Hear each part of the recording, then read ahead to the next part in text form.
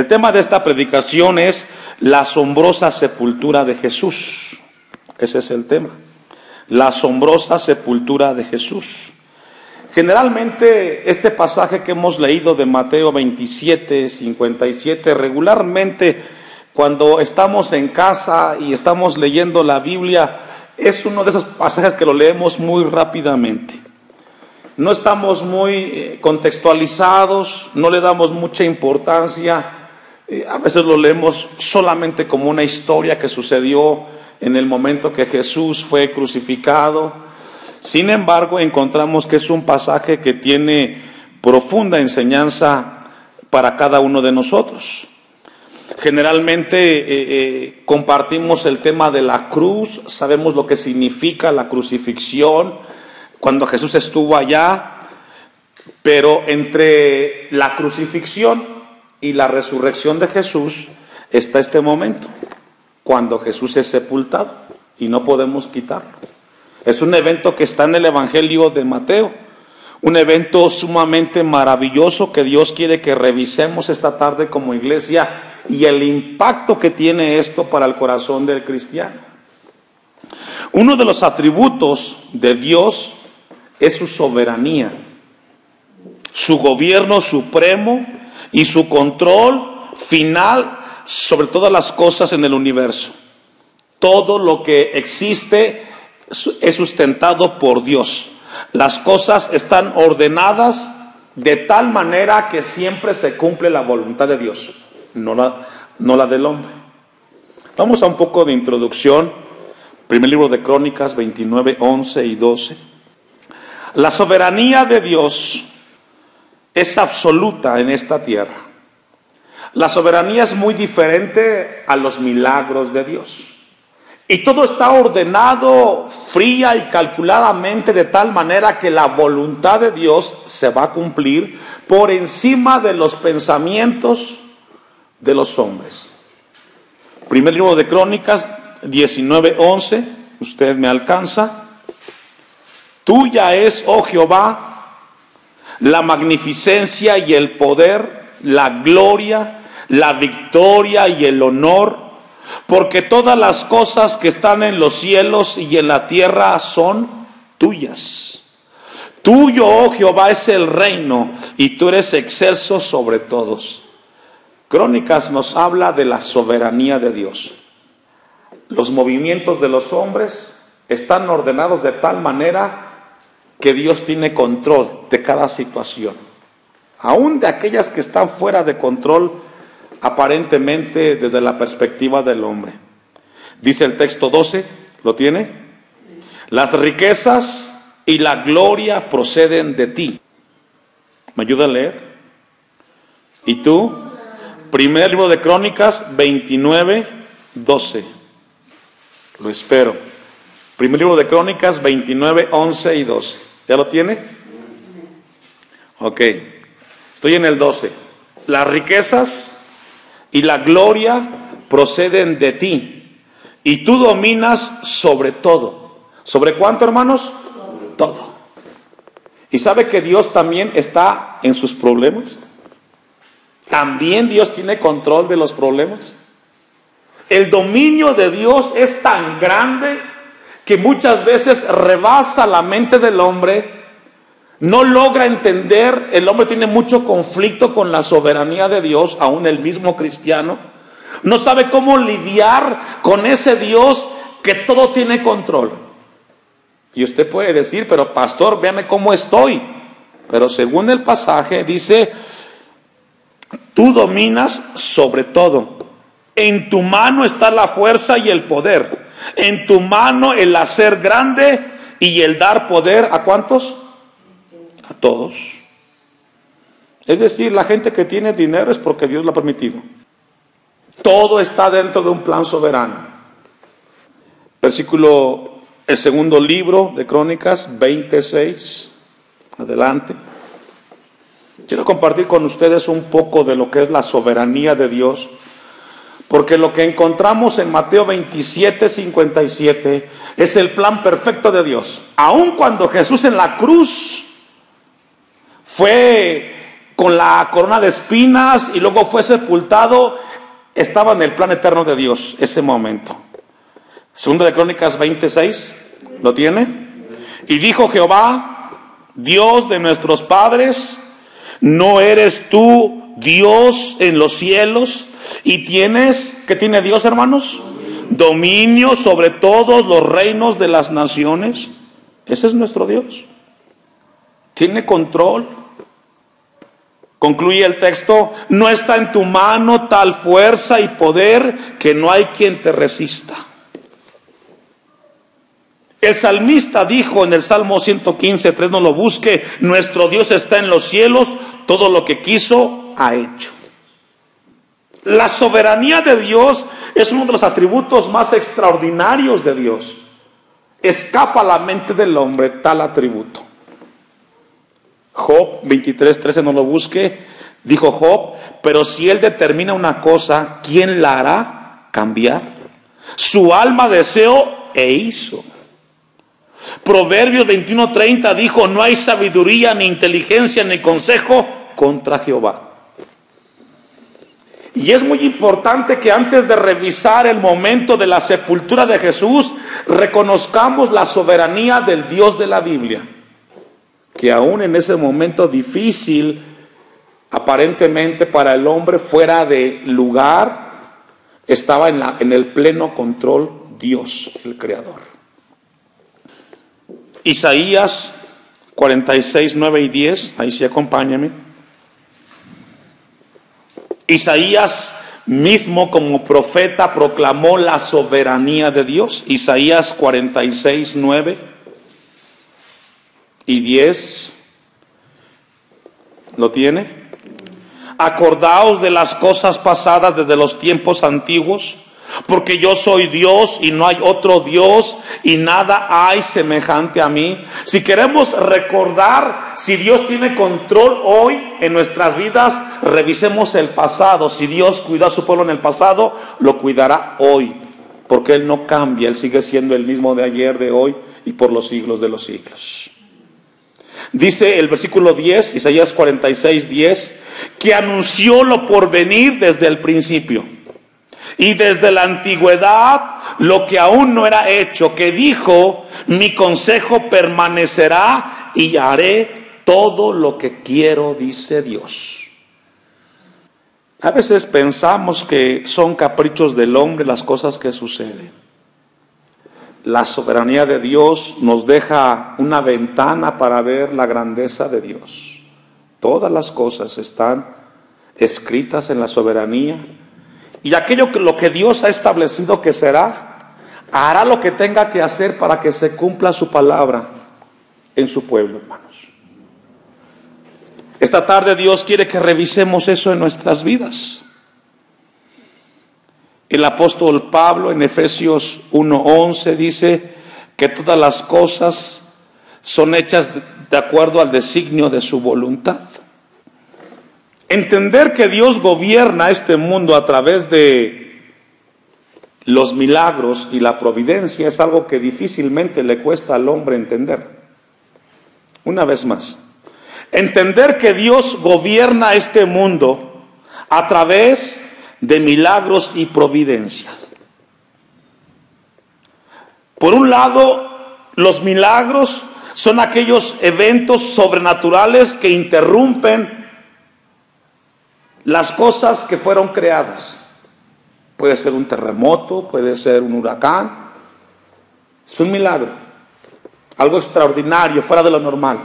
Y la providencia, por otro lado, es que Dios, los actos de los seres humanos son ordenados para que Dios cumpla su voluntad. Lo que Él estableció será cumplido. Y a través de la providencia es como eso se va elaborando, hermanos. Por ejemplo, déjeme darle algunos ejemplos de algunos milagros en la Biblia. No vamos a verlos, los voy a compartir. Encontrados, por ejemplo, el diluvio en los días de Noé, las plagas en Egipto y la muerte del primogénito. Cuando Josué iba a la batalla contra Jericó y se detuvo el sol, ¿se acuerda? Eso fue un milagro. Cuando la tierra se tragó a Coré en rebeldía contra Moisés, fue otro milagro. Cuando hizo que el hacha que traía el profeta Eliseo flotara y el burro hablara, son milagros. Y encontramos por otro lado algunos eventos de providencia de parte de Dios. La providencia de Dios es una manera como Dios actúa en esta tierra. Y yo me encontré esta definición, si quieren anotarla, lo que es la providencia de Dios. Tiene que ver que el funcionamiento del universo, los procesos y sucesos normales y naturales tienen que culminar con la voluntad de Dios. La providencia tiene que ver con que lo que en el universo existe tiene que ordenarse para que se cumpla la voluntad de Dios. Y hablamos de los hechos de los hombres. Dios siempre ha actuado así en la Biblia, a través de milagros y de una manera providencial. Un ejemplo muy práctico para usted y para mí fue o es la vida de José, el hijo de Jacob. ¿Se acuerda de la historia? Fue vendido por los hermanos, fue llevado a Egipto, fue llevado preso, ahí conoció a Potifar, llegó a ocupar el segundo puesto en Egipto, para que al final, cuando llegó la hambruna, él ayudara a sus hermanos y fueran beneficiados. Porque déjeme decirle que si no hubiera Egipto, nunca hubiera habido un José que ayudara a la familia. Pero todo estaba en el plan de Dios. José nunca imaginó que sus problemas iban a contribuir para ayudar a Israel como nación. José nunca imaginó que sus dificultades, sus momentos amargos y tristes, contribuyeron para que Israel fuera beneficiado en Egipto. Ese es uno de los ejemplos más prácticos que encontramos en cuanto al tema de la soberanía de Dios. Otro ejemplo es el de Ruth y Noemí. En un momento de hambruna, Ruth y Noemí salen y se van a buscar el alimento, van y regresan a Belén y son beneficiadas ellas por la providencia de Dios. De tal manera que Ruth fue llevada a Belén, conoció a Dios, conoció a Boaz, y de ahí vino el linaje de Jesús. Otro ejemplo de esta providencia es el libro de Esther, y que ya lo vimos aquí en la iglesia. Son ejemplos que hemos visto, hermanos. Para cerrar la introducción de este pasaje, Proverbios 16:9, hermanos. Vamos a buscar Proverbios 16:9, que nos amplía un poco más lo que es la providencia de Dios. ¿Ya lo tiene? El corazón del hombre piensa su camino. Proverbios 16:9. El corazón del hombre piensa su camino, mas Jehová, ¿qué dice, hermanos? Es decir, el hombre piensa de una manera, pero finalmente el que ordena las cosas es Dios. Ahora, yo le hago una pregunta. Cuando yo leía esto, hermanos, venía a mi mente una pregunta. ¿Usted cree que Pilato sabía que él era parte del plan soberano de Dios? ¿Usted cree que el centurión sabía que era parte del plan de Dios para que fuera Jesús crucificado y luego fuera resucitado? La respuesta es no. Ellos no lo sabían. Pilato nunca supo que sus acciones contribuían a un plan perfecto, donde el Hijo de Dios tendría que morir por los pecadores y que esa muerte implicaría victoria en la cruz del Calvario. Caifás, Anás, ellos nunca imaginaron que eran parte del mover de Dios, porque si no hay crucifixión, no hay victoria, hermanos. Si Jesús no va a la cruz y sufre como sufrió por usted y por mí, usted y yo aquí no estaríamos. Pilato nunca imaginó que estaba contribuyendo para que Dios nos diera la victoria en Cristo Jesús. como mucha gente no sabe que está contribuyendo para el plan de Dios. La sepultura de Jesús en ese momento es para demostrarnos que Dios tenía control del evento en la tumba. Allí no fue un milagro, solamente fue algo providencial de parte de Dios.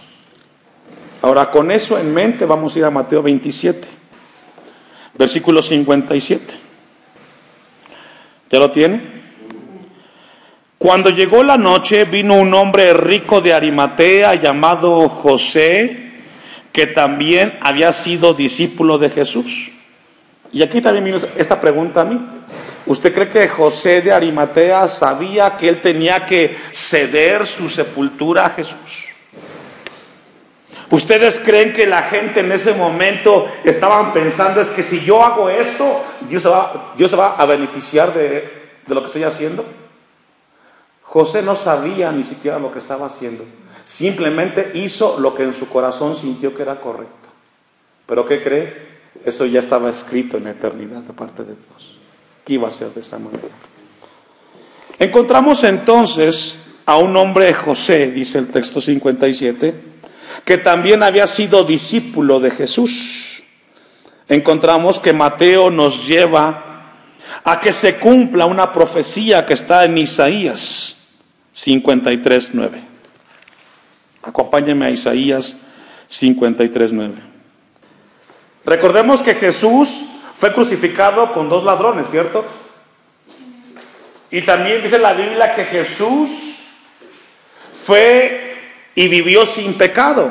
La pregunta que surge ahí, ¿cómo es que Jesús, el que no cometió pecado, iba a ser crucificado frente a 2 malhechores? Sin embargo, encontramos de que eso no podía continuar de esa manera. Isaías 53:9, se cumple la profecía de Mateo 27:57, y se dispuso con los impíos su sepultura, mas con los ricos fue en su muerte, aunque nunca hizo maldad, ni hubo engaño en su boca. José nunca imaginó que su acto estaba cumpliendo una profecía de 850 años antes. José de Arimatea fue uno de los hombres más importantes, ricos en el tiempo de Jesús. A tal grado que cuando José de Arimatea se acercó con Pilato, Pilato le entregó el cuerpo de Jesús. Solamente los ricos y poderosos tenían acceso a Pilato en el tiempo de Jesús. Pero según Mateo 27:57, se cumple la profecía. Y se dispuso con los impíos su sepultura, mas con los ricos fue en su muerte, aunque nunca hizo maldad, ni hubo engaño en su boca. Y aquí encontramos la providencia de Dios. José llegó a ser un discípulo de Jesús. Ese vínculo permitió que José se encargara de la parte de enterrar a Jesús. Versículo 58. Vea cómo Dios comienza a mover los hilos, por decirlo así. Este fue a Pilato y pidió el cuerpo de Jesús. Entonces Pilato mandó que se le diese el cuerpo. Ahora, ¿quién era José para que pidiera el cuerpo de Jesús? Recordemos que Pilato era el hombre más importante que gobernaba en ese lugar. ¿Por qué se lo entregó a José? La respuesta es por la providencia de Dios. Dios dispuso que así tendría que ser. Al revisar Mateo 27, 57 al 66, es revisar a un Dios que tiene control de los momentos más difíciles en la vida del hombre. Cada momento en el tiempo que Jesús fue sepultado, cada movimiento de cada persona fue contemplada por Dios en su providencia. No fueron actos al azar, ni de José de Arimatea, ni de Magdalena, ni la otra María. Todo fue en control de Dios, hermanos. Dice el 59, y tomando José el cuerpo, lo envolvió en una sábana limpia y lo puso en un sepulcro nuevo. ¿Cómo es que Jesús llegó a ocupar algo nuevo en cuanto a su sepultura? ¿Por qué se dio así?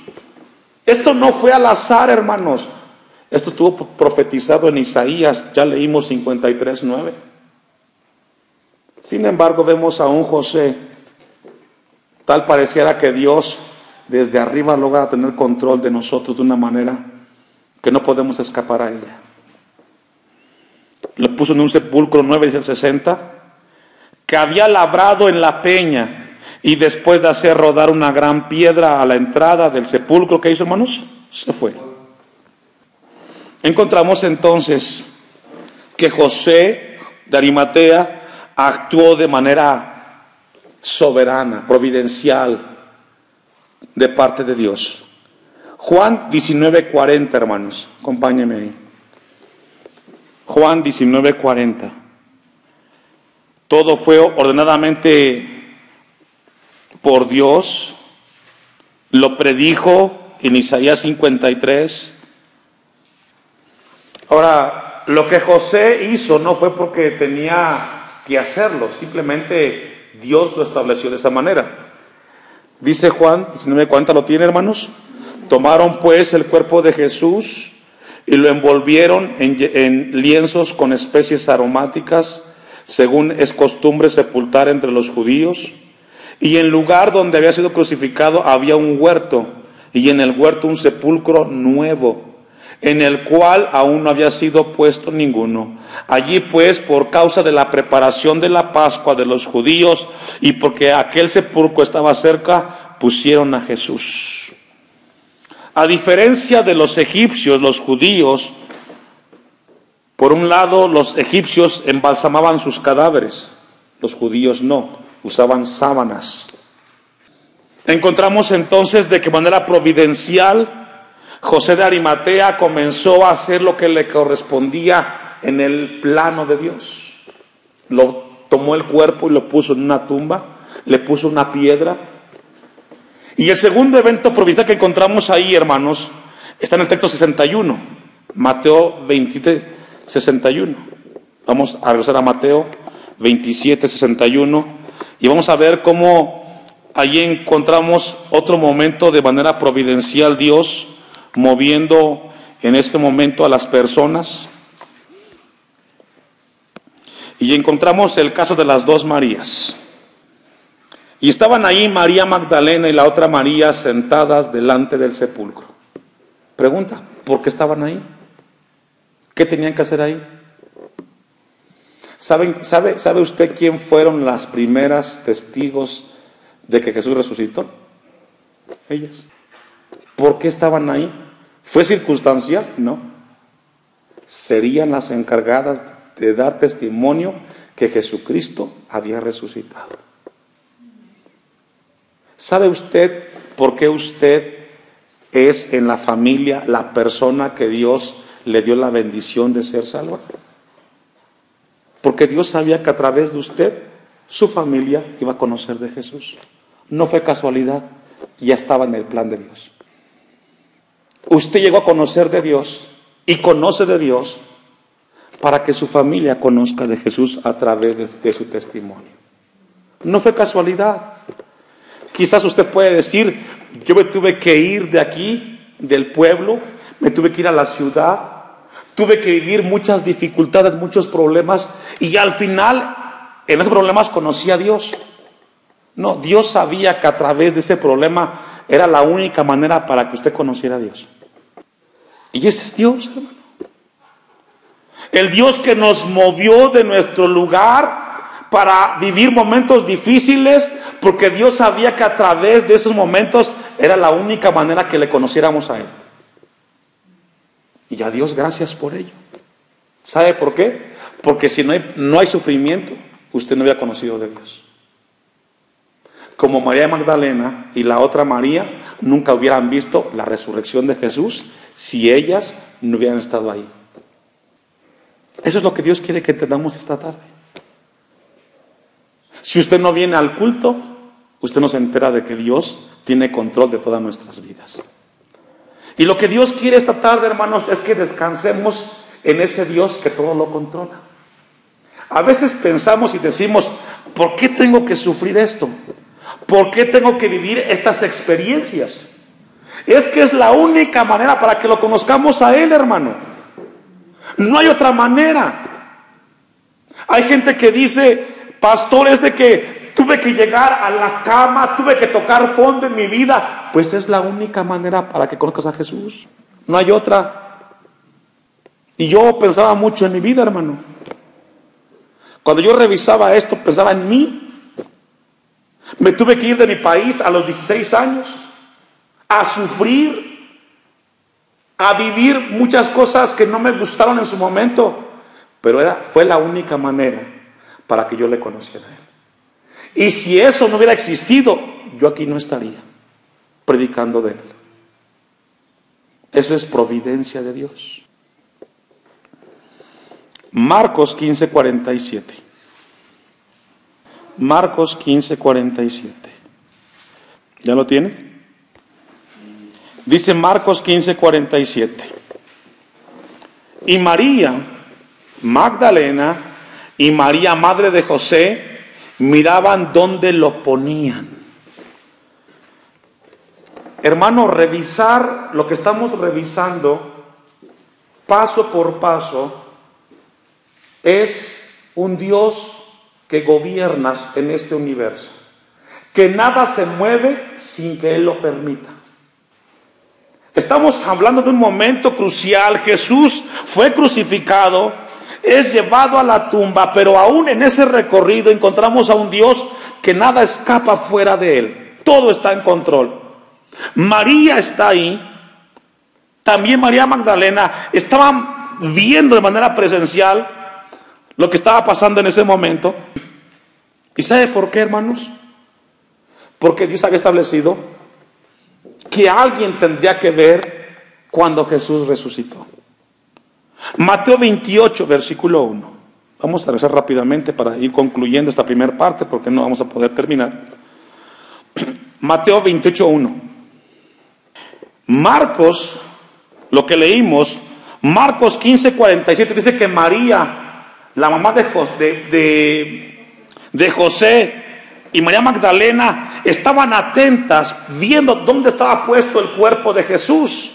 Dice Mateo 28:1, pasado el día de reposo y al amanecer del primer día de la semana, vinieron María Magdalena y la otra María a ver el sepulcro, y hubo un gran terremoto porque un ángel del Señor descendió del cielo, llegando removió la piedra y se sentó sobre ella. Su aspecto era como un relámpago y su vestido blanco como la nieve, y de miedo de él los guardas temblaron y se quedaron como muertos.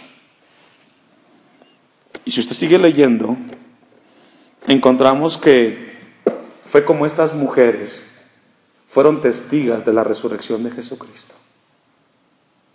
Hermano, esto escapa a nuestra mente, nos rebasa. Si usted no vive lo que vive, no conocemos al Dios de la Biblia. Todo lo que vivimos tiene un propósito, cada vez acercarnos más al Dios que nos creó para que su nombre fuera glorificado. Y recuerde el caso de José. Si a José no lo venden, sus hermanos nunca se benefician y José nunca llega a ser el segundo en Egipto. Todo está en control. Juan 20:11, ya vamos a ir cerrando. Juan 20, versículo 11. Porque surge una pregunta, hermanos. ¿Ya tiene Juan 20:11? Surge una pregunta que quiero compartir con ustedes que yo me hice. ¿Por qué Dios no escogió a Pedro para esto? ¿O a Juan? ¿Por qué Dios no escogió a Andrés? ¿O a Natanael? Para que fueran los testigos de su resurrección. ¿Por qué tuvieron que ser mujeres? Mira lo que dice Juan 20:11. Pero María estaba fuera llorando junto al sepulcro, y mientras lloraba se inclinó para mirar dentro del sepulcro, y vio a dos ángeles con vestiduras blancas que estaban sentados, en uno a la cabecera y el otro a los pies, donde el cuerpo de Jesús había sido puesto, y le dijeron: mujer, ¿por qué lloras? ¿Qué le dijeron, hermanos? ¿Por qué lloras? Ella estaba llorando. ¿Y sabe que así nos pasa a nosotros? A veces lloramos porque estamos en un momento difícil. Y lo que Dios quiere es que veamos que detrás de la prueba y de la lucha y de nuestras lágrimas está la resurrección de Jesús, que todo lo puede y que tiene control de todo. ¿Por qué lloras? Les dijo, porque se han llevado a mi Señor y no sé dónde le han puesto. Cuando había dicho esto, se volvió y vio a Jesús que estaba allí, mas no sabía que era Jesús. ¿Y sabe que nos pasa así como María, hermanos? La respuesta o la pregunta es, ¿por qué María y no Pedro? ¿Por qué Magdalena y no José y no Natanael? La respuesta es porque en el plan de Dios estaba establecido que serían las mujeres, las dos Marías, las testigas de la resurrección de Jesús. Y tú te puedes preguntar, ¿por qué yo, pastor? ¿Por qué me toca a mí vivir el problema que estoy viviendo? ¿Por qué yo? Así lo escogió Dios. ¿Por qué no fue mi hermano? ¿Por qué no fue alguien más? ¿Por qué no le pasó a otra persona? Porque Dios quiso que tú quisieras conocerlo a través de la prueba que tienes. Porque así Dios lo estableció. Dios te escogió a ti, hermano, hermana, para que tú le compartas a los demás del milagro de Jesucristo, la resurrección. Dice el 14, cuando había dicho esto, se volvió y vio a Jesús que estaba allí, mas no sabía que era Jesús. Jesús le dijo, ¿por qué lloras? ¿A quién buscas? Y ya pensando que era el hortelano, le dijo, Señor, si tú lo has llevado, dime dónde lo has puesto y lo llevaré. Jesús le dijo, María. Volviéndose ella le dijo, Raboni, que quiere decir maestro. Jesús le dijo, no me toques, porque aún no he subido a mi Padre, mas ve a mis hermanos y dile, subo a mi Padre y a vuestro Padre, a mi Dios y a vuestro Dios. Y dice el 18, fue entonces María Magdalena para dar a los discípulos las nuevas de que había visto al Señor. Si María o las dos Marías no hubieran seguido a José de Arimatea y ver dónde ponían la piedra o el cuerpo, nunca hubieran sido testigas de este milagro. Dios quiere que esta tarde, cuando vayamos a la casa de regreso, pensemos en esto. Si tú no hubieras sufrido lo que has sufrido, o si tú no sufres lo que estás sufriendo, tú no conocerías al Dios que todo lo puede. Es ahí donde conocemos al Dios de la Biblia, que cumple su palabra. A veces nos preguntamos, ¿por qué yo tuve que ser el único de mi familia que tuviera el mensaje revelado del Evangelio como lo tengo? Porque eres el único que puede dar ese paso en tu familia. Y Dios no se equivocó. Escogió a la persona indicada en cada familia para que el Evangelio sea compartido de una manera como lo estamos compartiendo, hermanos. No se equivocó. Y cada vez que tengas un problema y una prueba, cada vez que digas ¿por qué yo?, siempre recuerda que detrás de cada circunstancia está un Dios que tiene control de tu vida y de la mía.